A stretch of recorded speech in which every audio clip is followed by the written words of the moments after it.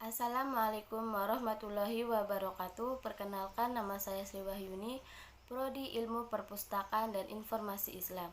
Di sini saya akan menyampaikan materi pertemuan ke-9 sampai pertemuan ke-15. Yang pertama, manusia dan pandangan hidup. A. Pengertian manusia dan pandangan hidup. 1. Secara bahasa, manusia berasal dari kata manus, Sanskerta atau mens Latin yang berarti berpikir, berakal budi atau makhluk berakal budi, mampu menguasai makhluk lain. Secara umum, manusia adalah makhluk sosial yang sentiasa membutuhkan orang lain. Oleh karena itu, manusia sentiasa membutuhkan interaksi dengan manusia yang lain. 2.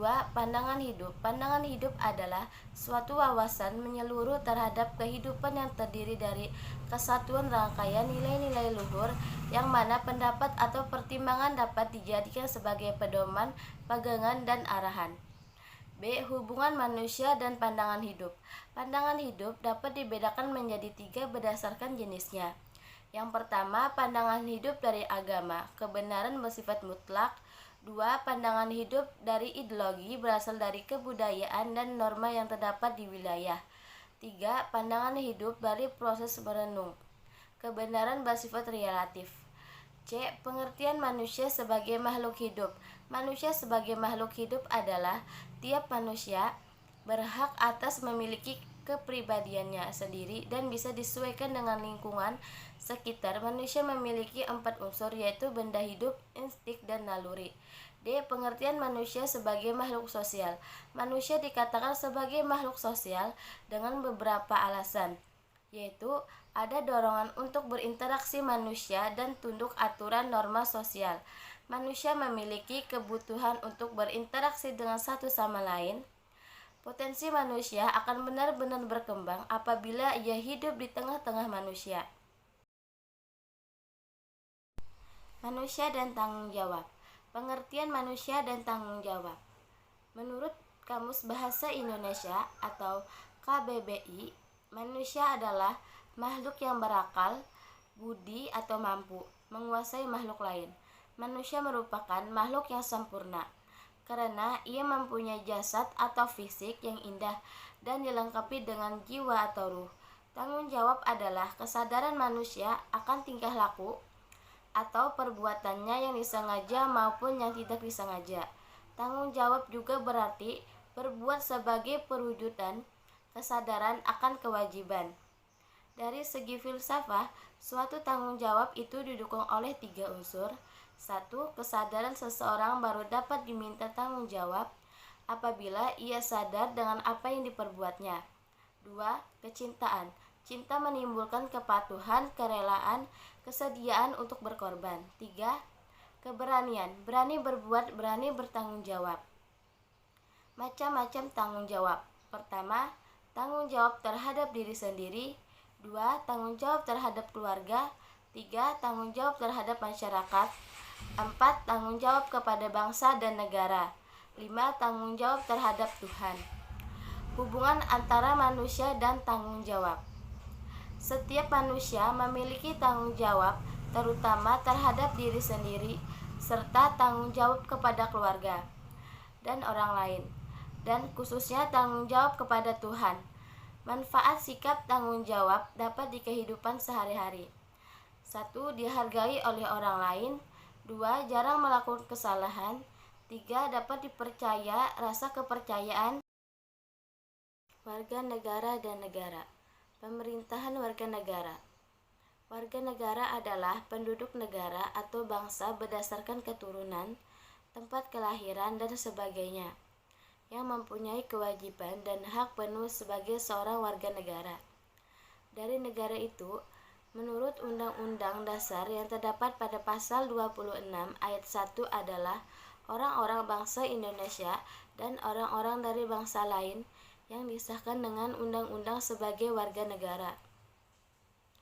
Hak warga negara. Hak adalah segala sesuatu yang harus didapatkan oleh setiap orang baik ia belum dilahirkan maupun meninggal. Pada dasarnya, setiap orang memiliki hak, baik itu hak dari tingkat privasi seperti keluarga sampai tingkat universal. Hak-hak warga negara. Hak kesamaan penduduk di hadapan hukum dan pemerintahan. Hak atas pekerjaan dan penghidupan yang layak bagi kemanusiaan. Hak berpendapat, hak kemerdekaan dalam memeluk agama, hak ikut serta membela negara, hak mendapatkan pendidikan, hak mengembangkan kebudayaan nasional negara, memberikan hak dan membantu untuk warga negara mengembangkan budaya yang dimiliki, hak atas kerja sosial, hak mendapatkan hadiah sosial, kewajiban negara. Macam-macam kewajiban. Wajib menaati hukum dan pemerintahan. Wajib ikut serta dalam upaya pembelaan negara. Wajib menghormati hak asasi manusia orang lain. Wajib ikut serta dalam usaha pertahanan keamanan negara. Pemerintah negara. Pemerintah negara adalah sebuah wilayah yang memiliki sistem pemerintahan yang mengatur kehidupan yang berada di dalamnya, rakyat yang menghuni dan batas wilayah. Unsur-unsur negara. A. Rakyat. Rakyat sendiri merupakan unsur yang paling utama dari terbentuknya suatu negara dibandingkan 3 unsur lainnya. B. Wilayah. Wilayah adalah unsur mutlak suatu negara. Warga negara merupakan dasar personal suatu negara, maka wilayah merupakan landasan material atau landasan. C. Pemerintahan yang berdaulat. Pemerintahan yang berkuasa atas seluruh wilayahnya tanpa ada pemerintahan negara lain yang lain berada di atasnya. D. Pengakuan dari negara lain. Unsur-unsur ini adalah unsur yang memperkuat terbentuknya suatu negara. Bentuk negara. Bentuk negara berdasarkan konsepsi negara dibedakan menjadi 2 bentuk, negara kesatuan dan negara serikat. Agama dan masyarakat. Agama dan masyarakat merupakan suatu organisme sosial yang utuh karena terdapat hubungan permanen antara satu sama lainnya, dan agama dapat berfungsi sebagai pelindung tatanan sosial dan masyarakat, organisme sosial yang mempunyai hukum terhadap diri sendiri. Oleh karena itu, yang hendak memberikan pemimpinan hidup kepada masyarakat hendaklah tahu hukum hidup masyarakat berdasarkan pengetahuan tentang masyarakat tersebut. B. Fungsi agama dan masyarakat. Fungsi agama dalam pengakuan nilai-nilai bersumber pada kerangka acuan yang bersifat sakral, maka nomornya pun dikukuhkan dengan saksi-saksi sakral. Fungsi agama di bidang sosial adalah fungsi penentu, di mana agama menciptakan suatu ikatan bersama, baik di antara anggota-anggota beberapa masyarakat maupun dalam kewajiban. Manusia dan keadilan. 1. Kedudukan manusia sebagai makhluk Tuhan. Perlu disadari bahwa setiap manusia itu pada hakikatnya tidak mengikuti terlepas dari hidup internal pribadi dan eksternal. Kehidupan antara pribadi manusia adalah makhluk ciptaan Tuhan yang Maha Esa. Manusia didudukkan sesuai dengan kodrat, harkat, martabat, hak, dan kewajiban. 2. Manusia sebagai makhluk individu. Kata individu dalam bahasa Latin berasal dari kata individuum, artinya yang tidak terbagi, untuk menyatakan suatu kesatuan yang paling kecil dan terbatas.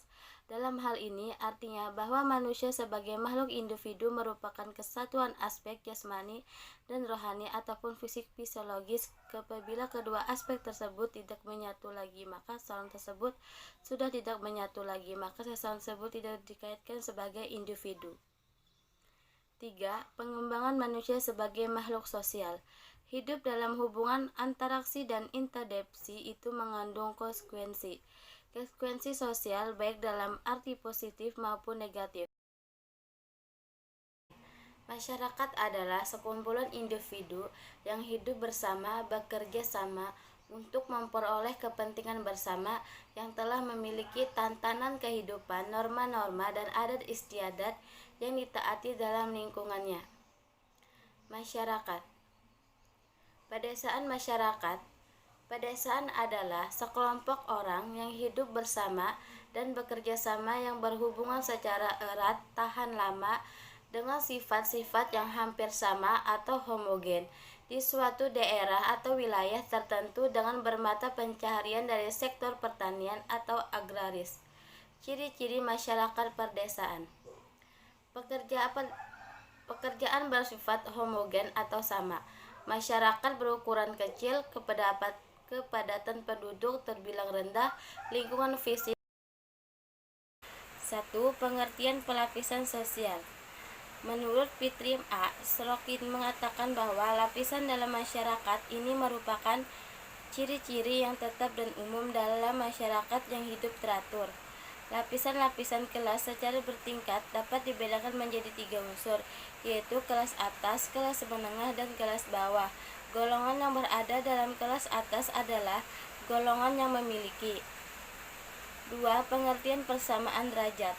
Sifat hubungan antar manusia dan lingkungan masyarakat pada umumnya bersifat timbal balik, yaitu masyarakat sebagai anggota masyarakat mempunyai hak dan kewajiban sosial dan integrasi masyarakat. A. Sosial dan masyarakat. 1. Pengertian sosial.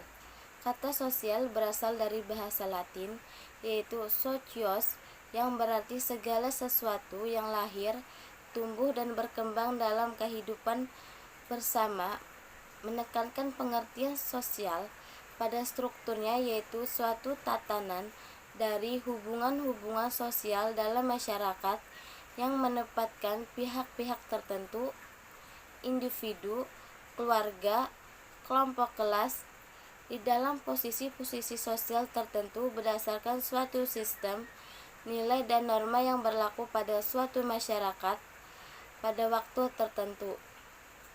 2. Pengertian masyarakat. Masyarakat berasal dari bahasa Arab syaraka yang berarti ikut serta, berpartisipasi, atau masyarakat yang berarti saling bergaul. Masyarakat juga bisa diartikan sebagai sekelompok orang yang membentukkan sebuah sistem di mana sebagian besar integrasi adalah antara individu-individu yang berada dalam kelompok tersebut. Kata masyarakat sendiri berasal dari kata dalam bahasa Arab atau musyarak. B. Pengertian konflik dan integrasi. 1. Pengertian konflik. Konflik merupakan sarapan dari bahasa Inggris atau conflict yang berarti percecokan, perselisihan, pertentangan. Sendiri berasal dari kata kerja Latin atau configere yang berarti saling memukul. Konflik dalam definisi ini diartikan sebagai ketidakpahaman atau ketidaksepakatan antara kelompok atau gagasan-gagasan yang berlawanan. 2. Pengertian integrasi. Integrasi adalah sebuah proses pembauran dalam sebuah integrasi sosial. Integrasi adalah proses yang dinamis dan terstruktur berbagai perbedaan yang bisa disaat untuk dengan sebuah integratis untuk mencapai tujuan-tujuan. Integrasi adalah konsep yang diterapkan dalam bidang melalui sosial, politik, budaya, hingga ekonomi. Hubungan konflik sosial dan integrasi masyarakat. Berbelakangan sungai relasi sosial yang terjadi antara kelompok-kelompok di masyarakat tidak lepas dari doa dimensi hubungan yang saling melengkapi.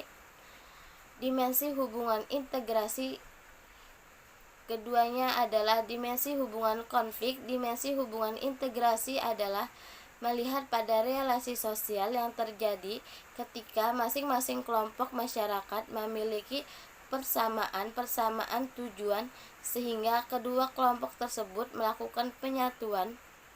Sedangkan dimensi hubungan konflik melihat pada perbedaan tujuan yang menyebabkan terjadinya konflik.